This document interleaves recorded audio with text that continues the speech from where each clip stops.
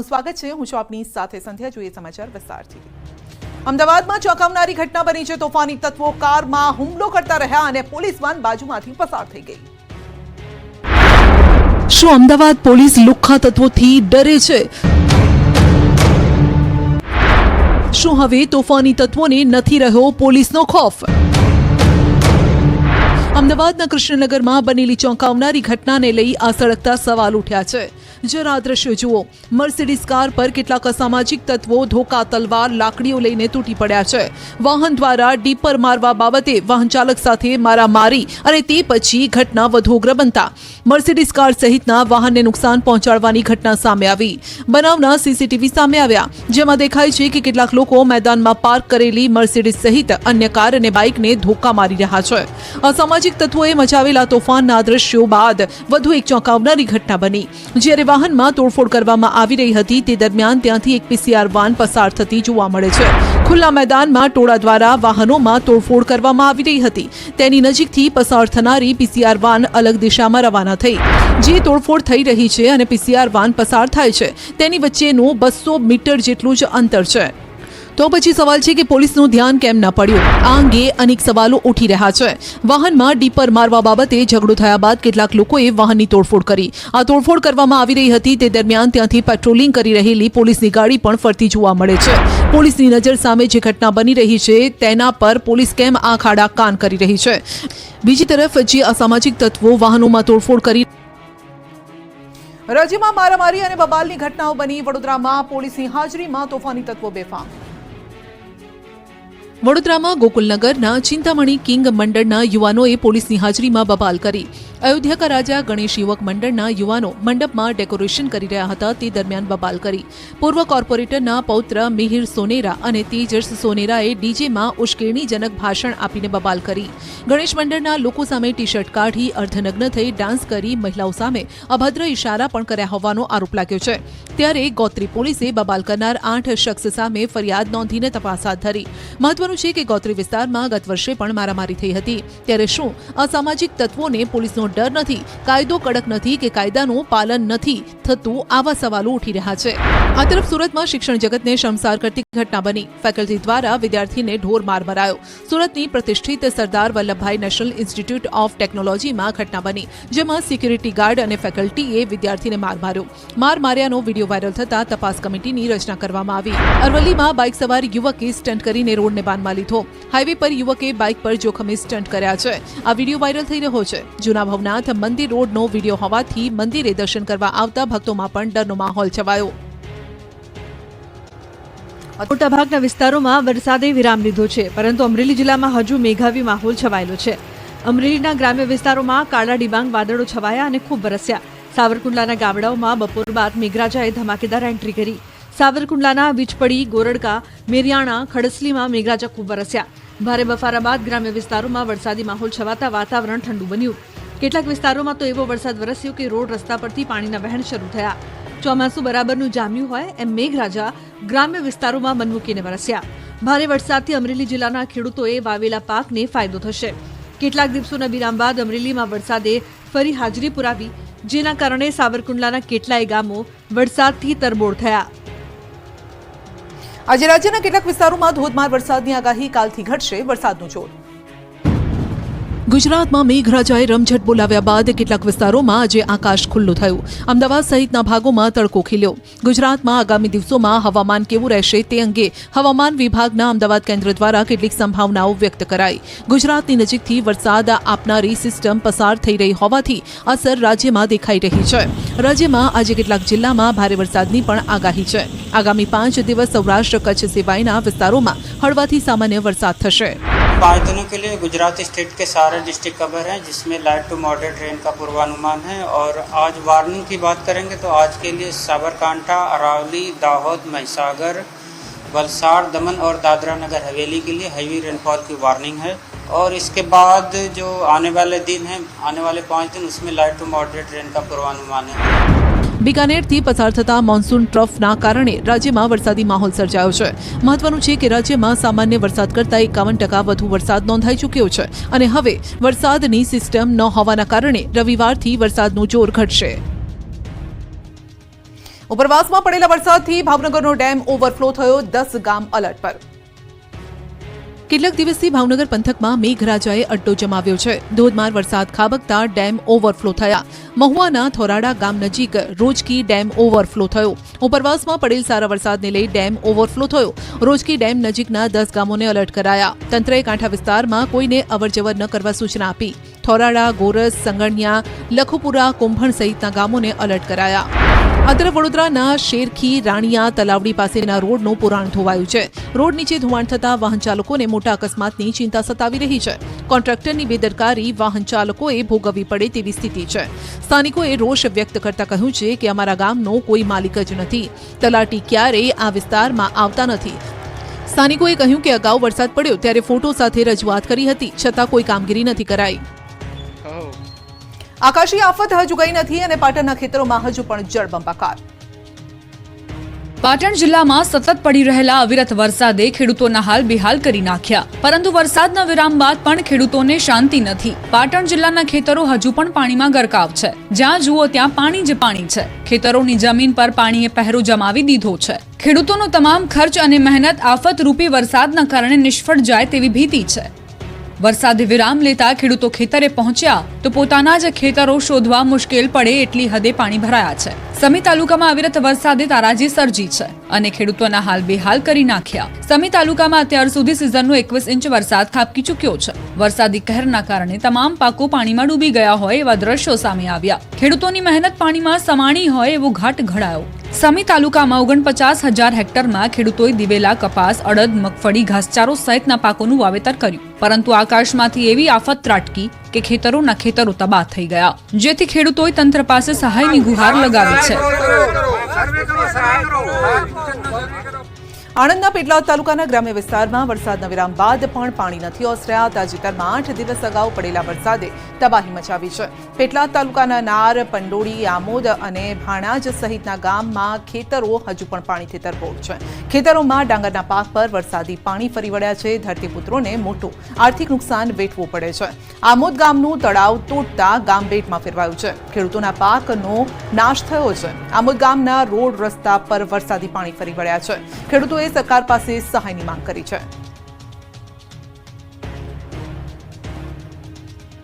વગર વરસાદે જળબંબાકારની સ્થિતિ. આણંદના બોરસદના લોકો ત્રાહિમામ. આ દ્રશ્યો જોઈને એવું લાગે કે થોડા સમય પહેલા જ અહીં ધોધમાર વરસાદ ખાબક્યો હશે, પરંતુ આવું નથી. આ દ્રશ્યો આણંદના બોરસદના છે. અહીંના બદલપુર ગામમાં વરસાદ નથી, છતાં હજુ પણ ઘણા ભાગો તરબોળ છે. બદલપુર ગામમાં રસ્તાઓ હજુ પણ પાણી હવાલે છે. ભારે વરસાદ વરસ્યાને 10 દિવસ થયા છતાં અહીં પાણી ઓસર્યા નથી. ગામના મુખ્ય માર્ગો ઉપર હજુ પણ 1.5 ફૂટ પાણી ભરેલા છે. વાહન ચાલકો તો પરેશાન છે જ, સાથોસાથ શાળાએ જતા વિદ્યાર્થીઓ પણ ભારે હાલાકીમાં છે. ગામનો મુખ્ય કાંસ પુરાઈ જતા પાણી ભરાવાની સમસ્યા સર્જાઈ હોવાનું સ્થાનિકો જણાવી રહ્યા છે. જો કે હવે મોડે મોડે તંત્ર જાગ્યું છે અને 10 દિવસ બાદ તંત્રએ કાંસ ખુલ્લો કરવાની તજવીજ હાથ ધરી હતી. પરંતુ અહીં સવાલ એ છે કે લોકોની આ સમસ્યાનો કાયમો ઉકેલ આવશે કે પછી વરસાદ બાદ ફરી આ જ સ્થિતિ વચ્ચે લોકોને જીવવું પડશે. વરસાદ ન હોવા છતાં રસ્તા પર પડેલા ભૂવાથી અમદાવાદીઓ પરેશાન. પારસનગરમાં 2 ભૂવા પડ્યા. ખરાબ રસ્તા અને વારંવાર પડતા ભૂવાઓના કારણે અમદાવાદ વાસીઓ ત્રાહિમામ પુકારી ઉઠ્યા. ભૂવો અને રસ્તા પર પડેલા ખાડાના કારણે પારસનગર વિસ્તારમાં છેલ્લા 7 દિવસથી ટ્રાફિક જામ થાય છે. સૌથી મોટી વાત તો એ છે કે 7 દિવસ પહેલા પડેલા ભૂવાનું 2 દિવસ પહેલા જ કામ શરૂ થયું છે. આ તંત્રની બેદરકારી પર સ્થાનિક લોકો અનેક સવાલ ઉઠાવી રહ્યા છે. સ્થાનિકો ત્યાં સુધી કહી રહ્યા છે કે પહેલા નાનો ભૂવો પડ્યો હતો, તે તંત્રને નજરે ન આવ્યો અને તે જ ભૂવાએ મોટું સ્વરૂપ ધારણ કરતા તંત્ર જાગ્યું. ટ્રાફિકના કારણે 1-2 મિનિટના રસ્તા પર 15 થી 20 મિનિટ જેટલો સમય લાગે છે. તો આ તરફ પારસનગરમાં 500 મીટરના અંતરે જ પડેલા બીજા ભૂવાનું પણ સમારકામ પૂર્ણ નથી થયું. 15 દિવસ જેટલો સમય થતા પાલિકાનું કોઈ એક્શન નહીં. પારસનગરમાં ગુજરાત હાઉસિંગની રીડેવલપમેન્ટ સ્કીમ પાસે ભૂવો પડ્યો છે. ભૂવો પડતા બંને બાજુ પતરા મારી રોડ બંધ કરી દેવાતા સ્થાનિકને ભારે હાલાકી પડી રહી છે. આસપાસની 7 સોસાયટીના 8,000 થી વધુ લોકોને હાલાકી ભોગવવાનો વારો આવ્યો. તંત્રની આળસ જોઈને તો એવું લાગી રહ્યું છે કે શું તેઓ આનાથી પણ મોટો ભૂવો પડવાની રાહ જોઈ રહ્યા છે કે પછી કોઈ મોટી દુર્ઘટનાની. ડીસાના કંસારી ગામના લોકો પાણીથી પરેશાન. વિદ્યાર્થીઓ અને પશુપાલકોની મુશ્કેલી વધી. વરસાદ આવ્યો ત્યારે પણ મુશ્કેલી અને હવે બંધ રહ્યો ત્યારે પણ મુશ્કેલી. બનાસકાંઠા જિલ્લામાં વરસાદ બાદ લોકો ભારે મુશ્કેલીમાં મુકાયા. ડીસામાં ભારે વરસાદથી રસ્તા પાણીમાં ગરકાવ થયા. વરસાદી પાણી ભરાતા ખેતરોથી ગામમાં જવામાં હાલાકી. રસ્તા બંધ થતા વિદ્યાર્થીઓ અને પશુપાલકો મુશ્કેલીમાં મુકાયા. પશુપાલકો માટે દૂધ ભરાવા જવું પણ મુશ્કેલ બન્યું છે. કંસારી ગામમાં રસ્તા પર વરસાદી પાણી ભરાયા. પાણી ભરાતા હોસ્પિટલ જવાનો રસ્તો પણ હાલ બંધ છે. જ્યારે પણ અહીં વરસાદ ખાબકે ત્યારે તળાવ ભરાયું હોય તેવી સ્થિતિ સર્જાઈ. લોકો ઢીંચણસમા પાણીમાંથી પસાર થવા મજબૂર બન્યા. આ વિસ્તારમાં પાકો રોડ બનાવવાની રજૂઆત અને માંગ સ્થાનિકો વારંવાર કરી ચૂક્યા છે, પરંતુ રસ્તો બનાવી પાણી નિકાલનો કાયમી ઉકેલ આવતો જ નથી. થોડા જ વરસાદમાં અહીં જળબંબાકારની સ્થિતિ સર્જાઈ જાય છે અને કેટલાક દિવસો સુધી લોકો પાણી વચ્ચે જ જીવવા મજબૂર બને છે. લસણ ખરીદતા પહેલા ચકાસજો. ગોંડલ માર્કેટયાર્ડમાંથી 600 કિલો ચાઇનીઝ લસણ મળતા લોકોમાં ખળભળાટ. ચાઇનીઝ વસ્તુઓનું નામ પડતા જ લોકો સતર્ક થઈ જાય છે. આ વખતે તો તમારે વધારે સતર્ક રહેવું પડશે. ધ્યાન રાખજો, કારણ કે ચાઇનીઝ લસણ તમારી થાળીમાં ન પહોંચી જાય. ગોંડલ માર્કેટયાર્ડમાં 600 કિલો ચાઇનીઝ લસણ મળતા દોડધામ મચી ગઈ. માર્કેટયાર્ડમાં 30 કટ્ટા એટલે કે અંદાજિત 600-700 કિલો ચાઇનીઝ લસણ ઉતારવામાં આવ્યું. ગોંડલ માર્કેટિંગ યાર્ડ સુધી લસણ કઈ રીતે પહોંચ્યું તે મોટો સવાલ છે. માર્કેટિંગ યાર્ડના સત્તાધીશોએ તંત્રને જાણ કરી. ઉપલેટાના કોઈ વ્યક્તિએ ગોંડલ યાર્ડમાં લસણ વેચવા મૂક્યું હતું. ગોંડલ યાર્ડના સત્તાધીશો અને વેપારીઓએ સાથે મળીને લસણની હરાજી ન કરાવી. મહત્વનું છે કે ભારતમાં 2006 થી ચાઇનીઝ લસણ પર પ્રતિબંધ છે. ચાઇનીઝ લસણમાં ફૂગની સંભાવના વધુ હોય છે. જંતુનાશકોનું પ્રમાણ પણ વધુ હોય છે. અગાઉ નેપાળ અને બાંગ્લાદેશ થઈને ચાઇનીઝ લસણ આવતું હતું. બિહાર, ઉત્તર પ્રદેશ અને પૂર્વોત્તર રાજ્યોમાં પણ આવી ઘટનાઓ સામે આવી ચૂકી છે. રાજકોટ સિવિલ હોસ્પિટલમાં ચોંકાવનારી ઘટના. સારવાર ન કરવી પડી એટલે વૃદ્ધાને સ્ટ્રેચર સાથે બહાર ધકેલી દીધા. રાજકોટ સિવિલ હોસ્પિટલ અનેક વખત બેદરકારીની ફરિયાદોનો સામનો કરી ચૂકી છે. ત્યારે ફરી રેસિડેન્ટ ડોક્ટર દ્વારા માનવતા નેવી મૂકવામાં આવી હોવાની ઘટના સામે આવી અને ખળભળાટ મચી ગયો. રાત્રે 10 વાગ્યાની આસપાસ 108 દ્વારા મવડી વિસ્તારમાં રહેતી 70 વર્ષીય વૃદ્ધાને સારવાર અર્થે સિવિલ હોસ્પિટલ ખસેડવામાં આવ્યા. ત્યારે આ વૃદ્ધા સાથે તેના કોઈ પણ સગા સંબંધી ન હોવાના કારણે હેલ્પ ડેસ્ક દ્વારા તેમને સિવિલ હોસ્પિટલ એડમિટ કરાયા. પ્રથમ ઇમરજન્સી વોર્ડ અને ત્યારબાદ તેમને અન્ય વોર્ડમાં દાખલ કરાયા. જોકે વહેલી સવારે 6 વાગ્યાની આસપાસ હેલ્પ ડેસ્કની ટીમ દ્વારા વૃદ્ધા બાબતે તપાસ કરવામાં આવતા વૃદ્ધા તેમના બેડ પર જોવા મળ્યા ન હતા. ત્યારબાદ સીસીટીવી ચેક કરવામાં આવ્યા, જેમાં સામે આવ્યું કે આ વૃદ્ધા પીએમ રૂમ પાસે સ્ટ્રેચરમાં પડેલા દેખાયા. આમ રાતભર 70 વર્ષીય વૃદ્ધ મહિલા ખુલ્લા આકાશ નીચે કણસતી હાલતમાં જોવા મળ્યા. સમગ્ર મામલે સિવિલ હોસ્પિટલના આરએમઓ દ્વારા તપાસ કરવામાં આવતા વૃદ્ધાની સારવાર ન કરવી પડે તે માટે પીએમ રૂમ પાસે સ્ટ્રેચરમાં લઈ જવાયા. મળતી માહિતી મુજબ વૃદ્ધાને હાથમાં સડો થઈ ગયો હતો, જેના કારણે સિવિલ હોસ્પિટલના સર્જિકલ વોર્ડમાં દાખલ કરાયા હતા. વડોદરાના લાડવાડામાં જર્જરિત હવેલીનો કાટમાળ પડ્યો અને બાજુના મકાન પર પડતા એક મોત. વડોદરા શહેરમાં અતિભારે વરસાદ બાદ અનેક નુકસાન સામે આવી રહ્યા છે. મોટાભાગના કાચા મકાન અને જર્જરિત મકાનો ધરાશાયી થયા હોવાના બનાવ બન્યા. લાડવાડા વિસ્તારમાં એક મકાન ધરાશાયી થતા અફરાતફરીનો માહોલ સર્જાયો. વર્ષો જૂનું મકાન અચાનક તૂટીને બાજુના મકાન પર પડતા ત્યાં રહેતા એક વ્યક્તિ અંદર ફસાયા હતા. આ ઘટનાની જાણ થતાં જ ફાયર બ્રિગેડે રેસ્ક્યુ હાથ ધર્યું હતું. જોકે ગંભીર ઈજા પહોંચતા તેમનું મૃત્યુ થયું છે. રાત્રે શહેરના જમનાબાઈ હોસ્પિટલ નજીક લાડવાડા વિસ્તારમાં મકાન ધરાશાયી થયું હતું. અચાનક મકાનનો ભાગ પડતા લોકોમાં દોડધામ મચી ગઈ. 80 વર્ષ જેટલા જૂના મકાનનો ભાગ ધરાશાયી થયો હતો. આ દુર્ઘટનામાં 55 વર્ષીય વ્યક્તિ પર 4 માળનું મકાન પડતા તેઓ અંદર ફસાયા હતા. આ દુર્ઘટના બાદ ફાયર બ્રિગેડની મદદ લેવાઈ હતી. દુર્ઘટનાનો કોલ મળતા જ તરત જ ફાયરની ટીમ ઘટના સ્થળે પહોંચી હતી. ફાયર બ્રિગેડે ઈજાગ્રસ્ત હાલતમાં રેસ્ક્યુ કર્યું હતું. કચ્છ કંડલા સ્પેશિયલ ઇકોનોમિક ઝોનમાંથી હેન્ડ ગ્રેનેડ મળતા ખળભળાટ મચી ગયો છે. હેન્ડ ગ્રેનેડ યુએસ આર્મીનો હોવાનું પ્રાથમિક અનુમાન છે. વિદેશથી આયાત કરાયેલ એક કન્સાઇનમેન્ટમાં હેન્ડ ગ્રેનેડ હોવાની આશંકા સેવાઈ રહી છે. પૂર્વ કચ્છ એસપી અને પોલીસની ટીમે સમગ્ર મામલે તપાસ શરૂ કરી છે. મોરબીમાં જાણે કે પોલીસની પકડ ગુનેગારો પર ઢીલી પડી ગઈ છે. જિલ્લાના અલગ અલગ 3 વિસ્તારોમાં તસ્કરોએ તરખાટ મચાવ્યો અને 3 અલગ અલગ બનાવોના સીસીટીવી ફૂટેજ પણ સામે આવ્યા. જેમાં મોરબીના જેતપર રોડ પર ગોકુલધામ અપાર્ટમેન્ટમાં બુકાનીધારી તસ્કરો ફ્લેટના દરવાજા ફંફોડતા સીસીટીવીમાં કેદ થયા છે. બીજી ઘટના વાંકાનેરના ઢુવા નજીક ડીઝલ ચોરીના સીસીટીવી સામે આવ્યા છે. બુકાનીધારી તસ્કરો ટ્રકમાંથી ડીઝલ ચોરી કરી ફરાર થતા કેમેરામાં કેદ થયા છે. અને ત્રીજી ઘટના મોરબીમાં આવેલ વોરા સમાજના પવિત્ર ધામમાં ચોરીની ઘટના છે. તો મોલાઈ રાજા સાહેબ દરગાહમાં ચોરીનો બનાવ બન્યો છે. અજાણ્યા તસ્કરોએ મોડી રાત્રે દરગાહમાં ઘૂસી પરચુરણ ભરેલ પેટી ચોરી કરી દીધી. દરગાહમાં તિજોરી તોડવાનો પ્રયાસ કરતા પણ નજરે પડ્યા છે તસ્કરોને હવે પરસેવો છૂટી જતા પોલીસે કામગીરી હાથ ધરી છે. રોડ પર સિંહ પરિવાર લટાર મારવા નીકળ્યો છે. ભાવનગરના દ્રશ્યો છે. ગારિયાધાર નજીકના ભોરિંગડા ટીમડી રોડમાં સિંહ પરિવાર આંટા ફેરા મારતો જોઈ શકાય છે. એક સાથે 4 સિંહણ અને 6 બાળ સિંહ રોડ પર દેખાયા છે. સિંહ પરિવારનો વિડીયો કોઈ વાહન ચાલકે પોતાના મોબાઈલમાં કેદ કર્યો છે. આ વિસ્તાર શેત્રુંજી કાંઠા વિસ્તાર હોવાથી સિંહો અનેકવાર અહીં જોવા મળે છે. ભાદરવી પૂનમના મેળા પહેલા જ ગબ્બર પાસે રીંછ દેખાતા લોકોમાં ફફડાટ. એક તરફ અંબાજીમાં ભાદરવી પૂનમના મેળાની તડામાર તૈયારીઓ થઈ રહી છે, તો બીજી તરફ પૂનમના મેળા પહેલા ભક્તોમાં ડરનો માહોલ છે, કારણ કે મેળાની તડામાર તૈયારી વચ્ચે ગબ્બર પર રીંછના આંટાફેરા જોવા મળ્યા. છેલ્લા 21 દિવસમાં ગબ્બર નજીક 4 વખત રીંછ નજરે પડ્યું. શક્તિપીઠ અંબાજી ગબ્બર પર્વત પાસે ફરી રીંછ દેખાતા ભક્તોમાં ફફડાટ ફેલાયો. મોટી સંખ્યામાં લોકો ગબ્બર ઉતરવાના સ્થાને એકઠા થયા હતા. શેષનાગની ગુફાથી ભૈરવજી મંદિર વચ્ચે રીંછના આંટાફેરા હોવાના દ્રશ્યો સામે આવ્યા. શક્તિપીઠ અંબાજી ખાતે આગામી 12 સપ્ટેમ્બરથી ભાદરવી પૂનમના મેળાનો પ્રારંભ થશે. મેળામાં મોટી સંખ્યામાં યાત્રિકો આવશે. યાત્રિકોની સુવિધા તેમજ સુરક્ષાને લઈને વહીવટી તંત્ર સુસજ્જ છે. ત્યારે મેળાને લઈ કલેક્ટરે તૈયારીઓનું આયોજન કર્યું. યાત્રિકો માટે ઊભી કરાયેલી સુવિધાઓની માહિતી આપી. મેળામાં સુરક્ષાને લઈ પોલીસનો ચુસ્ત બંદોબસ્ત ગોઠવાયો છે. ભાદરવી પૂનમના મેળામાં 40 લાખથી વધુ શ્રદ્ધાળુઓ ઉમટી પડશે. અંબાજીમાં મહાપ્રસાદની તૈયારીઓ શરૂ. મોહનથાળના પ્રસાદનું વિશેષ આયોજન. યાત્રાધામ અંબાજીમાં ભાદરવી પૂનમના મેળાને હવે ગણતરીના દિવસો બાકી રહ્યા છે. ત્યારે મેળામાં આવતા લાખો શ્રદ્ધાળુ મા અંબેનું મોહનથાળનો પ્રસાદ વધુ પ્રિય હોય છે.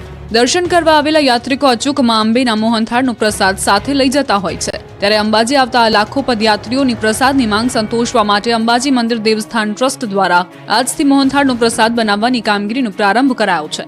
અંબાજી મંદિર ટ્રસ્ટ દ્વારા આ મેળામાં યાત્રિકોના પ્રસાદ માટે 3 લાખ કિલો ઉપરાંત પ્રસાદ બનાવવાનું આયોજન હાથ ધરાયું છે. આ પ્રસાદમાં ચણાનો લોટ, કકરું બેસન, ખાંડ, શુદ્ધ દેશી ઘી અને ઇલાયચીનું મિશ્રણ તૈયાર કરી આ મોહનથાળનો પ્રસાદ બનાવવામાં આવે છે. ટ્રસ્ટ દ્વારા 3,25,000 કિલો મોહનથાળનો પ્રસાદ બનાવાઈ રહ્યો છે, જેમાં 1 લાખ કિલો કકરું બેસન, 1.5 લાખ કિલો ખાંડ, 75,000 કિલો શુદ્ધ ઘી અને 200 કિલો ઇલાયચીનો વપરાશનો અંદાજ રખાયો છે.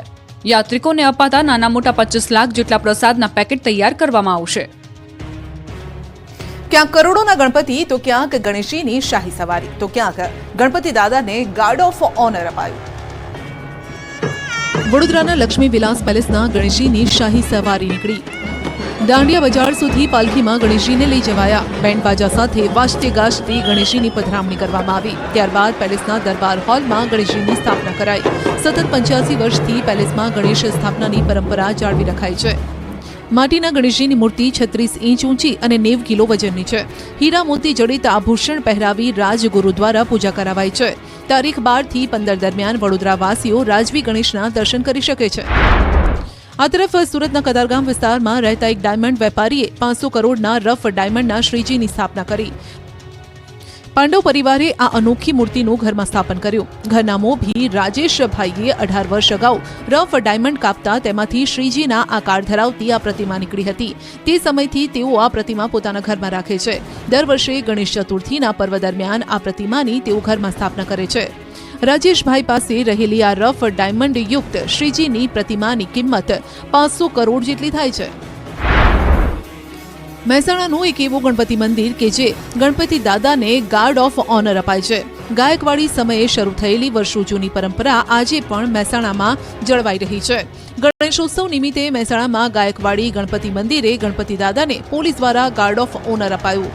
મહેસાણાના મુખ્ય બજારમાં આવેલું સિદ્ધિવિનાયક ગાયકવાડી ગણપતિ મંદિર લગભગ 111 વર્ષ જૂનું છે, જ્યાં ગાયકવાડ દર્શન કરવા માટે આવતા હતા, જેઓ ગણપતિ દાદાના પરમ ભક્ત હતા, જેઓએ ગાર્ડ ઓફ ઓનરની શરૂઆત કરી હતી.